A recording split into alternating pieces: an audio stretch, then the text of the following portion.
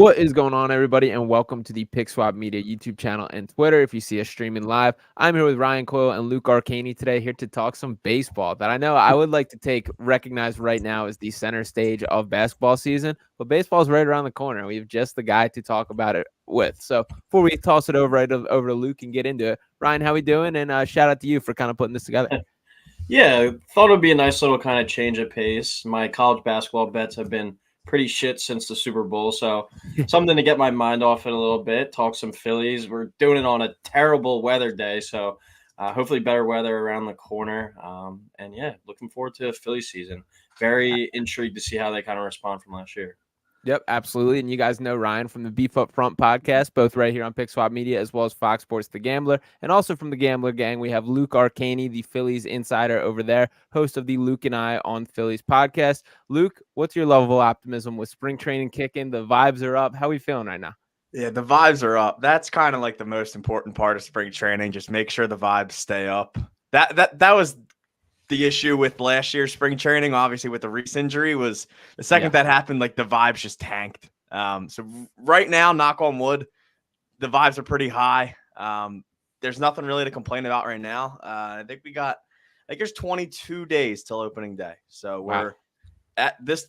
So we're about 3-ish weeks. We're getting there. We are. Yeah, look at that. And it is coming along. And to jump right into it with that conversation, so not the easiest thing for this Phillies team to kind of pick themselves off the mat after a little bit of a disappointing playoff exit. And I feel like for the first time that for so much this Phillies team has been the good vibes team, that just having fun, that it feels like there's some expectation in a way that I think like the theme of this year is going to be a little different. So what's kind of your outlook for this team as far as bouncing back from last year's playoff exit? And really, do you think that's something that's going to change how we view this season overall?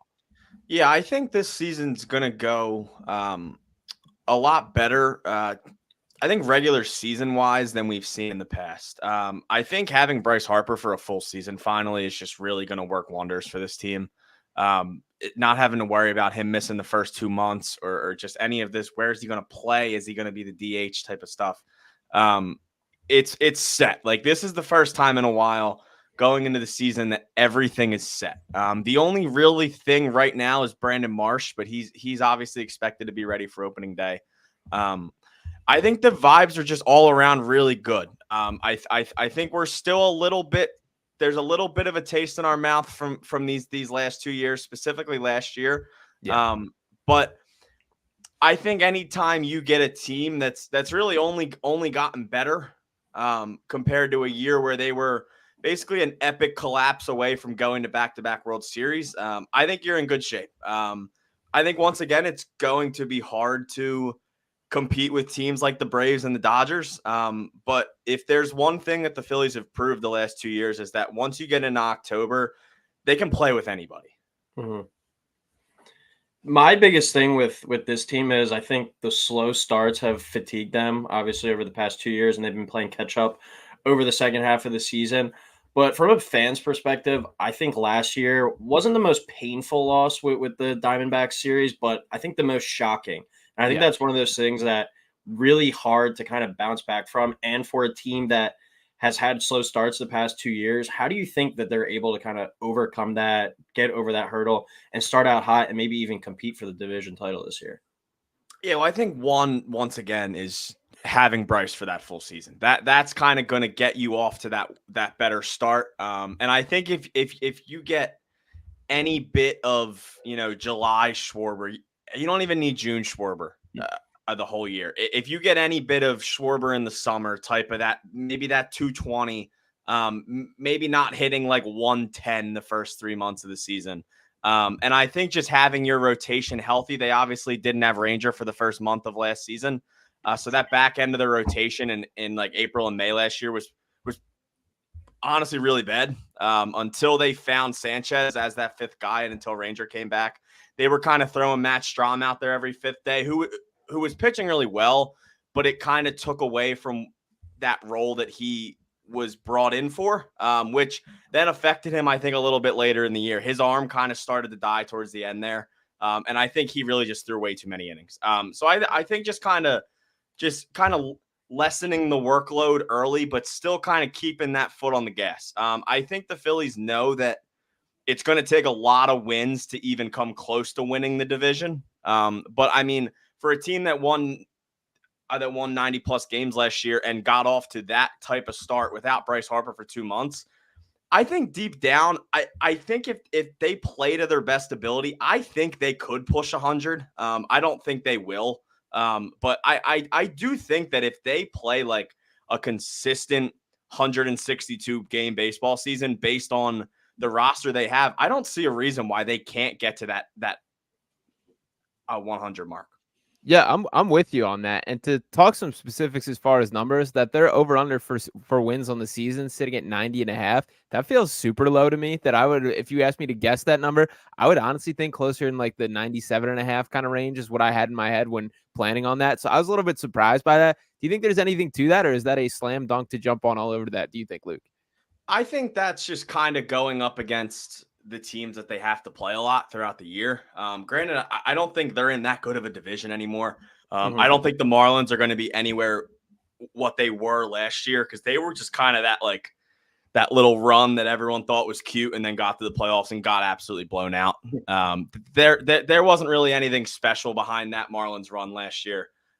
So when you're going into a division with, obviously you have the Braves, but other than that, the Mets took a big step back. The Marlins are going to take a step back, and the Nationals are one of the worst teams in baseball. So I mean, almost a half of your season is just playing those teams. So if you can really rack up those NL East wins, and then really you're playing in a league that's not that good. Me and Mark Henry Jr. talked a lot about this last week, about it's so easy to make the playoffs in the National League because the National League is so bad. If you go down the National League, there's like 4 or 5 teams that are basically out of the conversation already, right? You think of the Rockies, they're out of it. The Nationals, they're out of it. And then you have teams like the Pirates, who people think will be a little high. They're still going to be bad, right? So you take Rockies, Padres, Pirates, probably the Cardinals, Marlins, Nationals, and probably the Mets. That's over half of your league that's already basically out of the playoff race. So what me and Mark were kind of saying is a lot of these teams at the top just kind of walk towards these wins. That's kind of what happens with the Braves and the Dodgers, right? They win a lot of games because they play in a bad league. Yeah, no, that absolutely makes sense. And Ryan, any thoughts on that 90.5 number? Were you also surprised to see it come in around there? Not really, just because, as we were kind of talking about, that they have started slow. And I know this has been a completely different team over these past few years from that rut that they had in between the success they've been having now and the Ryan Howard, Chase Utley run. But they haven't gone over 90.5 wins since 2011. So it's not like this is a team that's been used to getting over up towards that 100 marker. But I do agree with Luke where you're going to have an opportunity against the Nationals, the Mets, and the Marlins to rack up a lot of wins. But I feel like that's a spot where the Phillies have kind of struggled over the past couple of years as well, where they haven't taken advantage of those opportunities, but instead they've gone and beat like some of these better teams. They seem to play up to their competition a little bit more. So that 90.5, it really is about the start.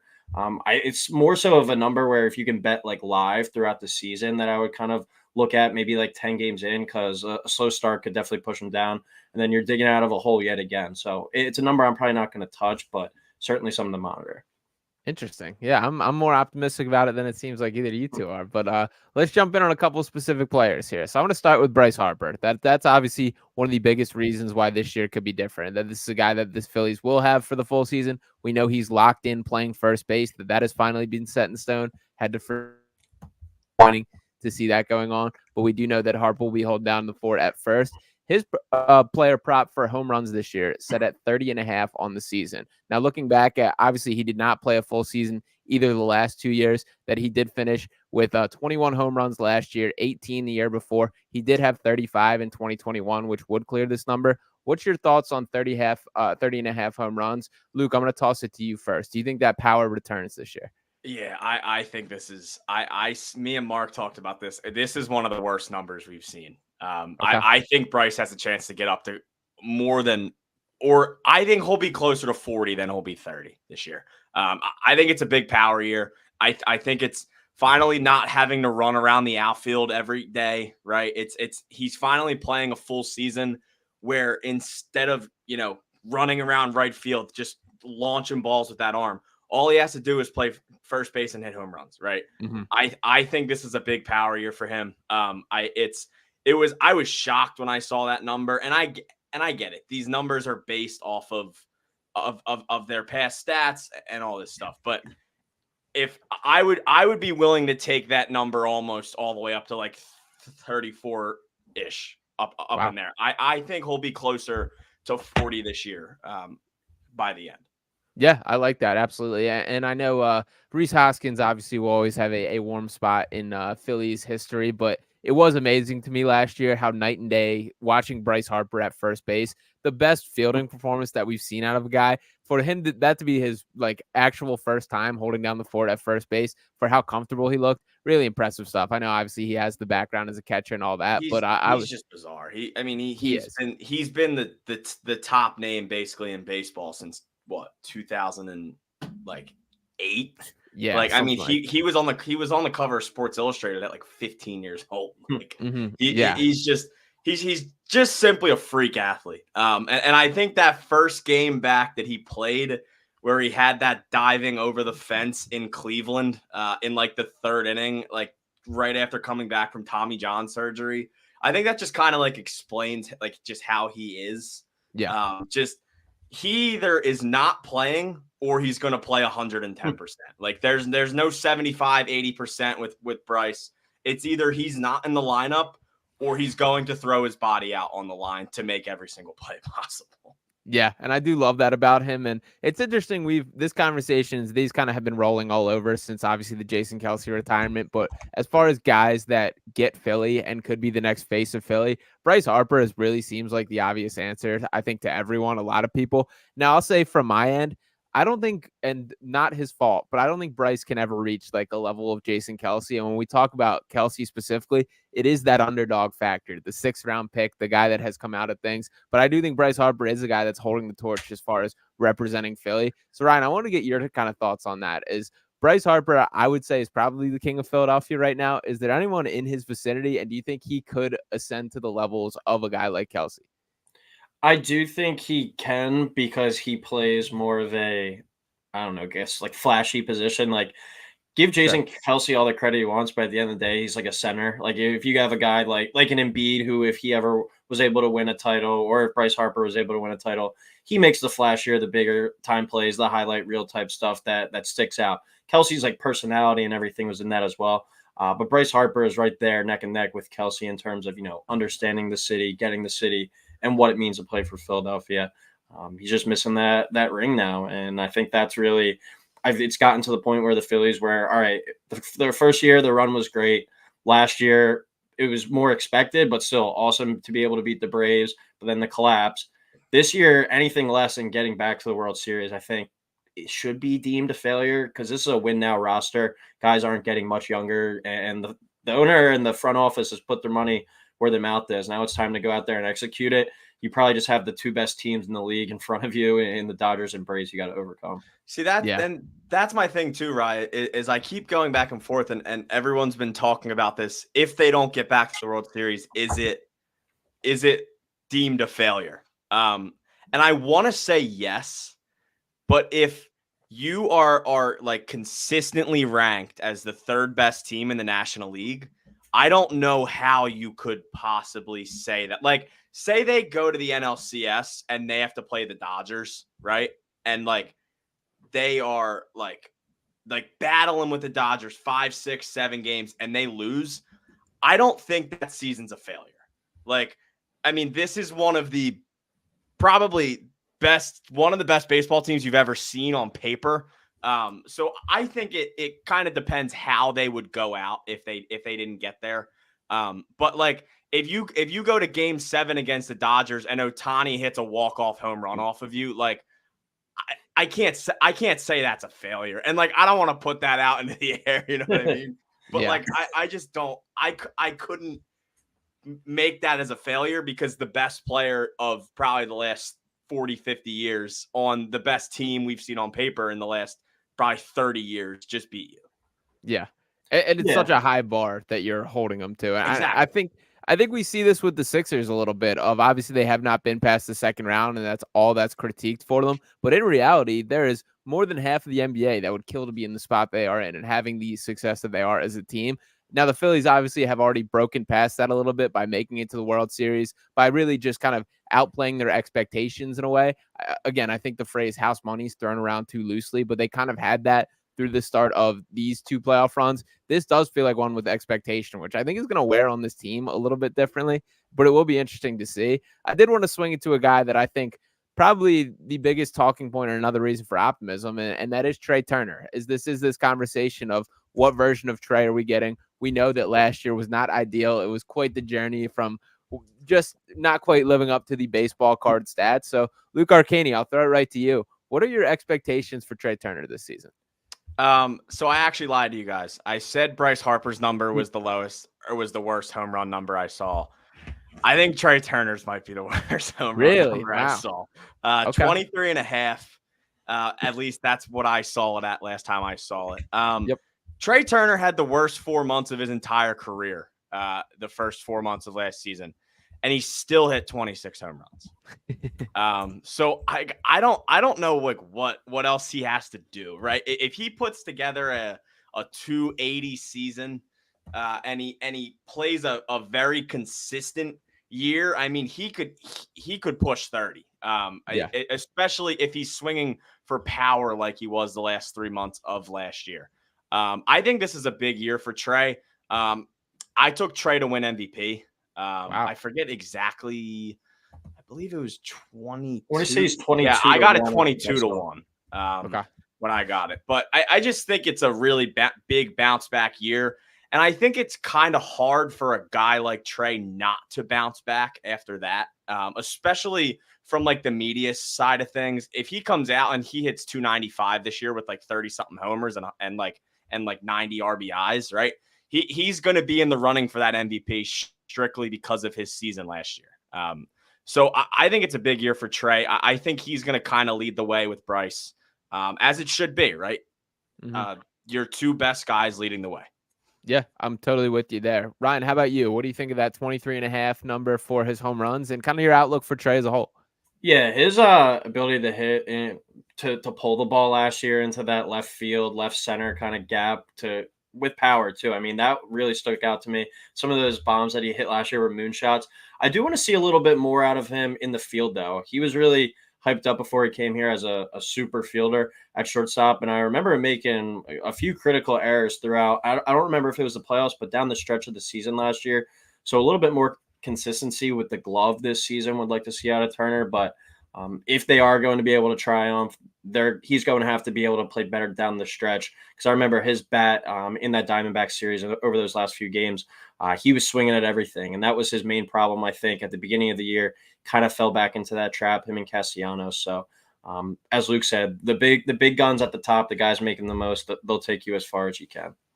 Yeah, Luke, this is a little bit off script, but I wanted to hit you with this. Rob Thompson has been pretty perfect as far as stepping up into manager. It does feel like the honeymoon period is over, and now it's kind of a little bit stepping in the pressure cooker a little more. I thought that last year's playoffs was viewed that way. I think one of his potential fatal flaws as a manager is his loyalty. That loyalty is a great thing, but you also have to have that adaptability to kind of read a situation. I think for 2 consecutive postseasons that he's lived with his guys and died with his guys, and that being Nick Castellanos his first year and then Trey Turner last year. Do you think that's something that he needs to reevaluate a little bit in his managerial strategy as far as being more willing to adjust on the fly rather than sticking with your guys? Or do you think that's just part of Topper's charm? I think that's just kind of how baseball is. Sure. I think baseball is a game where you have to be on the field to fix those mistakes. I think there's plenty of other sports where you can go watch film and stuff like that. But if you're having a hard time at shortstop fielding ground balls, the only thing that's going to help you get better at that is being out at shortstop fielding ground balls. So I think Thompson, the only thing for me is I really want to see a set lineup this year. Interesting. I want them to figure out a lineup that they like and roll with it. I don't really love this different cleanup hitter like every 3 days type of thing. Whether that's JT, whether that's Castellanos, or whether that's Bohm. I think those are kind of the three guys that are kind of like interchangeable for that role. They're that typical righty hitter that's going to hit line drives and drive runs in, and they have some pop.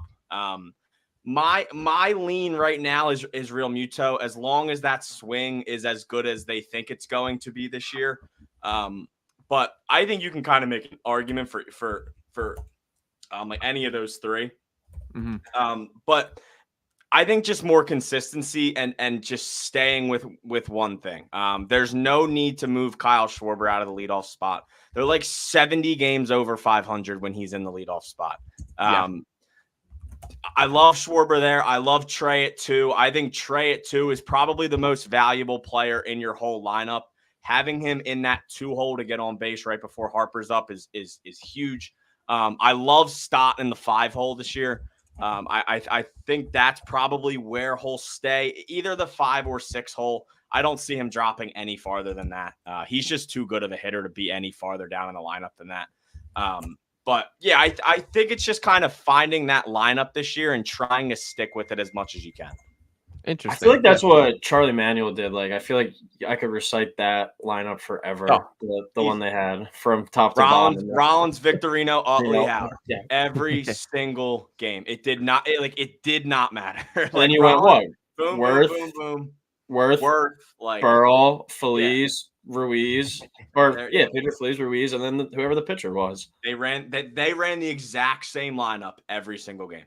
And I mean, it obviously worked. Right? Yeah. And I do think that is something more towards baseball. We'll see how that works out. I will say, like, I was frustrated by not just shifting the lineup a little bit postseason time to make sure they're pitching to Bryce specifically is the goal there. And I think that's run its course in a way that it shouldn't have time. But ultimately, if you have faith in the guys, sometimes it will reward you. I do want to talk a little bit more specifically about Kyle Schwarber. I know, Luke, you just mentioned don't move him out of the leadoff spot. It has been kind of one of those like cool battles to watch going on of the people just absolutely want no part of him in that leadoff spot versus the people that else to talk about. But for sure.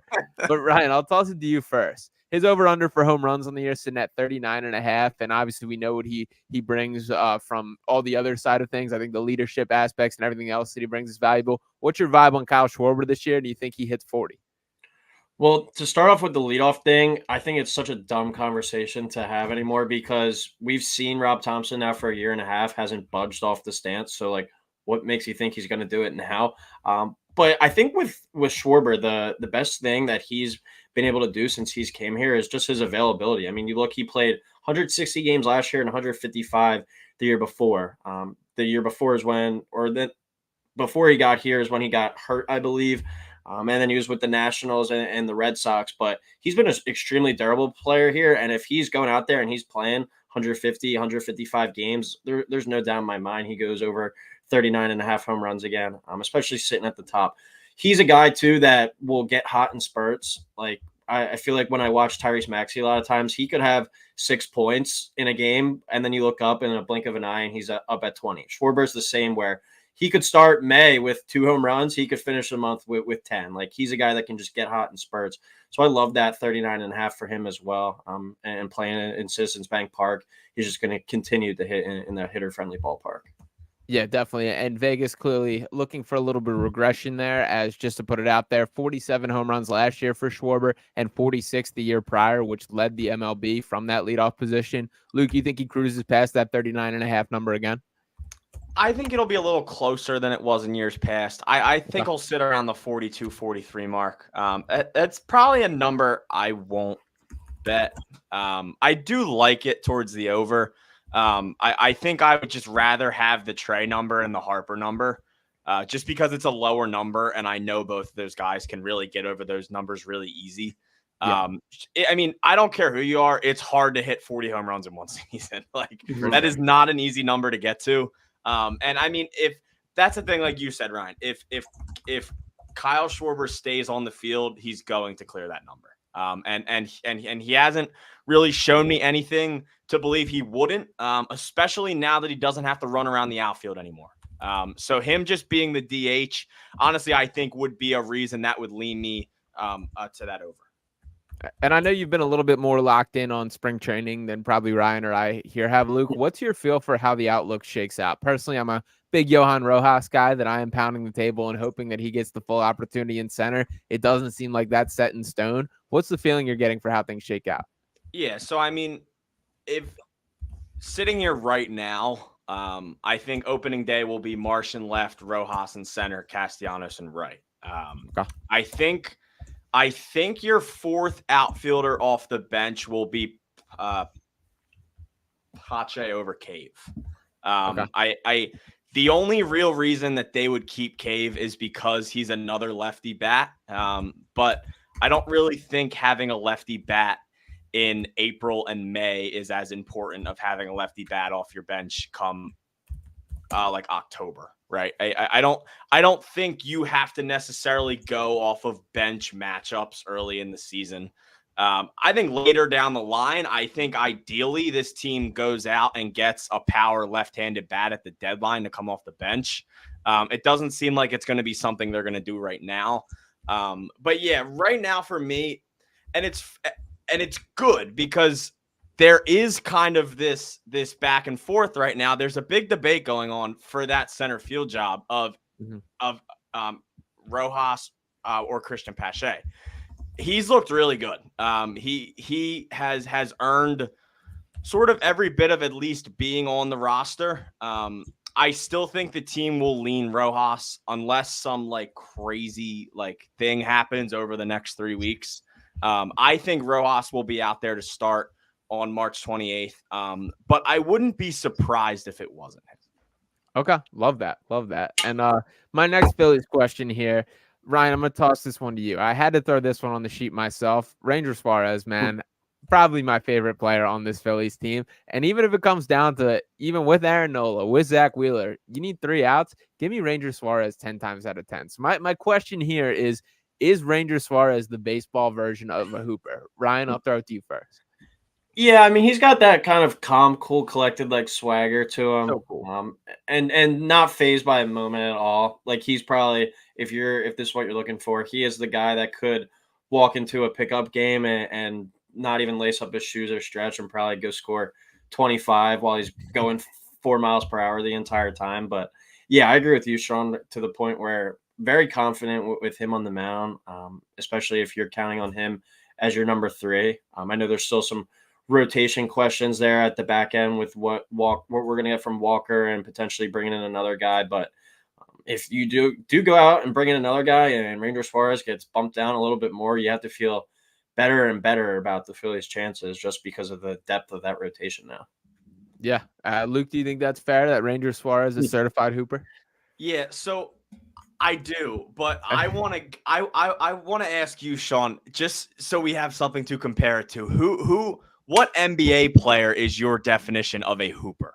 Okay. I did think I do. I think Ranger Suarez is that type of guy, like you said, Rye, that will go to some random pickup game. He'll probably play in like flip-flops and he'll hit like 9 threes on you in like 5 minutes. Yeah. He's just that kind of like he is like the Cliff Lee of that sort of vibes team from back then. He's doing those if there's a line drive to him, he's just like just throwing his glove right up in the air real quick.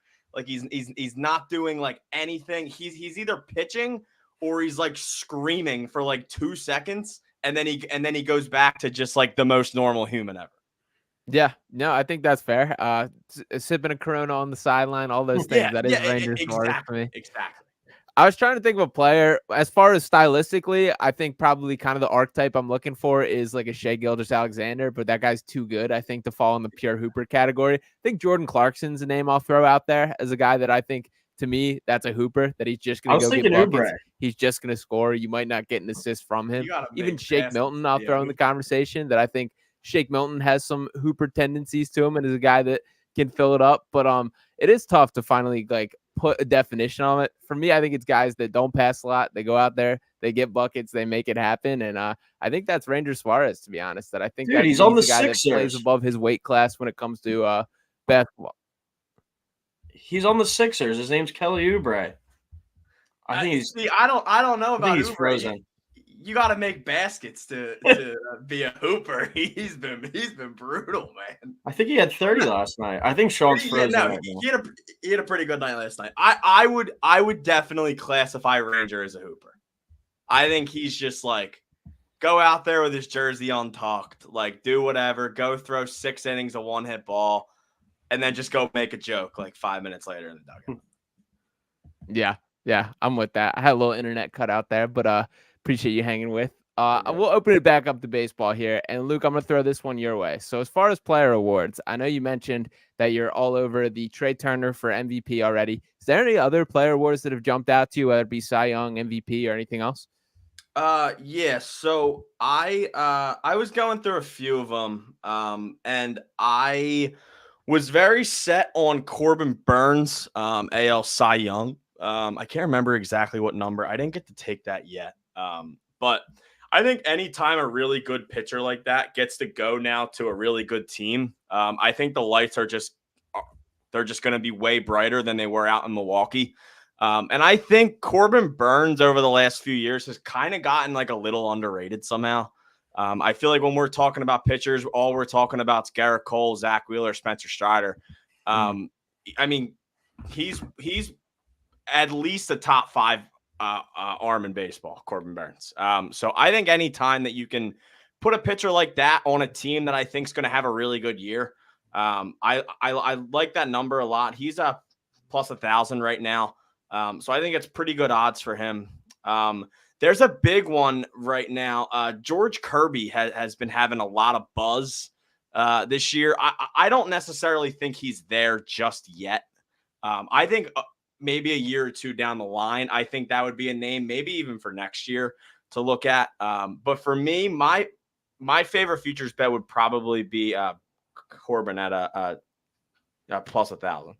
Okay, I like that. And mine, by the way, this is pretty close to chalk anyway, so they're not coming up with anything super new. But Shohei Ohtani for MVP, man, I think without him having to pitch, with him being a pure guy that's going to be focused on just hitting this year, I think he's going to put up some real deal numbers. And obviously how much the situation changes with him going to the Dodgers, playing with a team with more expectations, and just overall is going to be at the forefront of baseball coverage and success for most of the season, more likely than not. So I like the Ohtani number at plus 750 quite a bit. Ryan, is there anything that jumps out to you, or I have another question if you would rather that as well? The one thing for like a futures bet that for not for the MVP but for a leader, I'm looking at Soto at plus 900 for the home run leader. Obviously getting traded to the Yankees now, he's got that opportunity to really just tee off at that short porch in right field. If he's able to stay healthy, I think there should be no reason that he doesn't top 40 to 45 home runs. And obviously, you got to compete there with your own teammate, probably an Aaron Judge for the title. But I think he's going to be there in the conversation. You can get him there at plus 900. I think that's a pretty good stab as well. Yeah, I like that as well. And I know I saw Luke getting into the mud a little bit with this conversation yesterday. Ryan, I have not seen your thoughts yesterday. So the Spencer Strider versus Zach Wheeler debate. We saw Zach Wheeler get paid, get the extension, deservingly so. Who do you think is a better pitcher out of Spencer Strider or Zach Wheeler?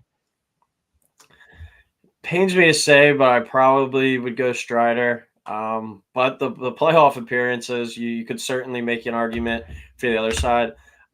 I just think Strider, when he is at his best, has been super dominant, and the stuff is a little bit more untouchable. But Zach Wheeler has shown up in the big games and in the big spots. So it really isn't that big of a gap, I think. But I would probably still give Spencer Strider the nod there. Yeah, I think that's a really close, like, can definitely go either way type of thing. I really think that like 2 through 5 range of these pitchers can kind of just get like flipped with a coin, right? Zach Wheeler, Spencer Strider, Corbin Burns. I think really those 3 guys behind Garrett Cole, and I don't really think those 3 guys are that much farther behind Garrett Cole. I think Garrett Cole is probably the best pitcher in baseball right now, but I don't think Zach Wheeler's that much farther behind. Yeah, you have to think too, though, with Strider, he's still really young. Like, he's got room to improve. You know, Zach Wheeler, I guess you'd say right now his prime probably. within the next 1 to 2 years. He'll probably start going down a little, but Spencer Strider's still what? Only 3. This is going to be his 3rd or 4th year in the league. 25, yeah, I mean, right? He was 24 last year and he had 281 strikeouts. Wow. Yeah. This is going into his 3rd season. He had like 1 game in 2021, but his 3rd full season. And he already has 483 career strikeouts. Wow. Yeah, that's absurd stuff. I think to me, the answer is Strider, unfortunately. And frankly, I was a little bit surprised. I think I've been taking Zach Wheeler a little bit for granted for just how good he has been until I kind of saw some of these numbers this week and how close it is and all the other conversations swirling around. So at least the Phillies are blessed to have both Zach Wheeler and Aaron Nola locked up now for the foreseeable future. Before we wrap up, let's go to a World Series prediction. So obviously the Rangers coming with the victory last year, Phillies not getting the job done. Luke, I'll throw it to you first. Do you think the Phillies get over the hump this year, or is there another team you were looking at? I mean, I'm gonna give you my biased opinion and say yes, even though I really don't think it's that biased.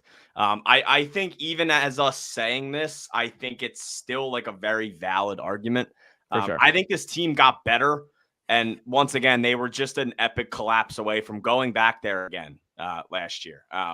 I do think the Phillies get back there, and I do think they win it. I think if they get there this year, I don't see them getting there and losing it again.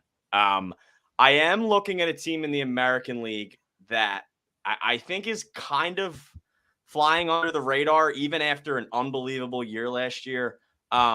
Playing in the AL East, I'm going to take the Phillies to face off against the Orioles. Wow.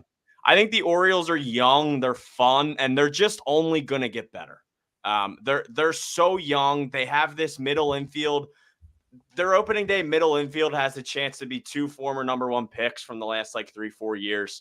As long as Holiday makes it out of camp, which it seems like with the way he's been playing down there, it seems like there's a pretty good chance that he does. So anytime you take a team who won over 100 games last year and add Corbin Burns to the rotation, I think that's a pretty nice bet. They're at plus 550 to win the American League, and the Phillies are at plus 800 to win the National League. Wow. So if you put that together on DraftKings, that's plus 5,700. Wow. So that's some pretty nice value there for those 2 winners. I like that. Ryan, how about you? Any predictions? I'm actually with Luke with the Orioles. I think they're a team that last year kind of got that first playoff taste. Now this year they're ready to break through.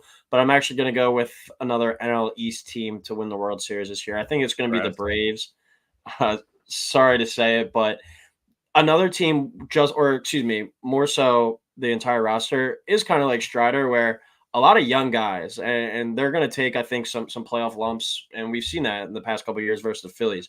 I just have a hard time believing that they would lose to the Phillies if they were to match up 3 straight years with all the talent on that roster. I'd love to be proven wrong, but I think this is kind of the Braves year where they get over the hump. I'm not going to pick the Dodgers until they prove that they can do it in a non-COVID season. We haven't seen it done before. Obviously, they haven't had Ohtani before, but Ohtani also, he hasn't gone to the playoffs or had a playoff success either. I know it's hard when you play for the Angels, but I do like the Braves over the Orioles this year, and I think on DraftKings that's at plus 2,800. So it's pretty. It's a lot lower than I thought. It's only like the 7th or 8th worst odds in terms of exact matchups in the World Series. But I'm gonna go Braves to beat the Orioles in the World Series this year. Yeah, interesting there. And both the Braves and Dodgers, who are the 2 title favorites to win the World Series, have their playoff scars already, that we've seen them come up short in some of the biggest moments. For me, I'm kind of more on the side of believing that the Braves are legit in those flaws. This is a little bit more of a mental hurdle. I'm an Ohtani guy, but I do think that's a difference maker for this Dodgers team. I think there's more of a chance that pushes him over the edge. And Luke, I also want to get your thoughts here. A team I haven't heard much buzz about, the Toronto Blue Jays, I feel like are sneaky going to be in the hunt and a tough team this year. Do you think they have any chance at actual World Series hopes? I don't know. I think it's hard to have World Series hopes when you're the 3rd best team in your division. Okay. And some people can make an argument that there could maybe even be the 4th. I think they're the 3rd. But I think as long as you get the Vladdy that you think you should get, I think they're going to always be in the hunt. I don't see them beating the Yankees or beating the Orioles or beating the Astros in any sort of playoff series right now. I just don't think I think the American League's too loaded. You have to be a confidently great baseball team to win the American League, because if not, then the Astros are just going to take it right from you. Okay.